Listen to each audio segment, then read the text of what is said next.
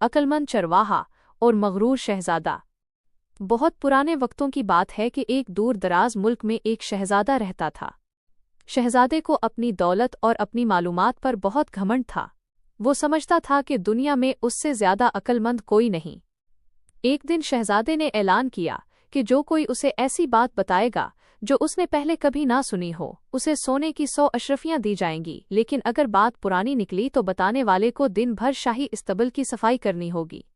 इसी गांव के पास एक नन्हा चरवाहा रहता था जिसका नाम बुधो था, मगर वो अपने नाम के बिल्कुल उलट बहुत होशियार और हंसमुख था।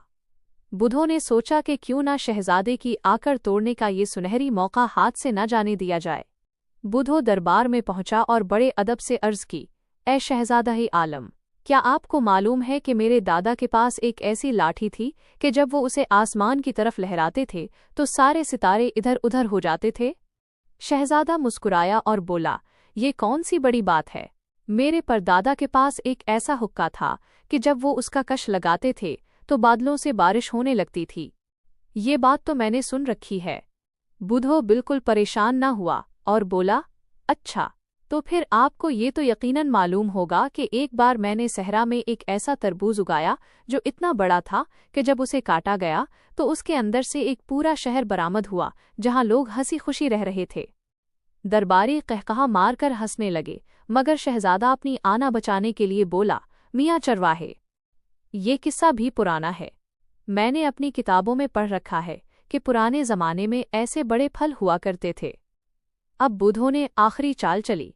इसने अपना चेहरा उदास बनाया और कहा, हुजूर, फिर तो आपको ये भी पता होगा कि पिछले साल आपके वालिदे मोहतरम यानी बादशाह सलामत ने मेरे वालिद से 1000 सोने की अशरफियां उधार ली थीं जो अब तक वापस नहीं की गईं।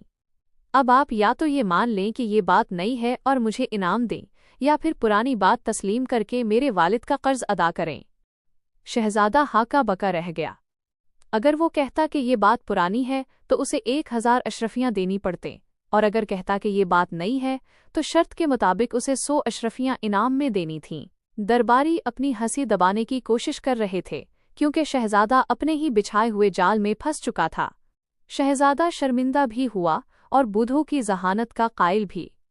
उसने मुस्कुराते हुए बुधो को 100 अशरफियां दीं और वादा किया कि वो आइंदा कभी अपनी अक्ल पर गुरूर नहीं करेगा।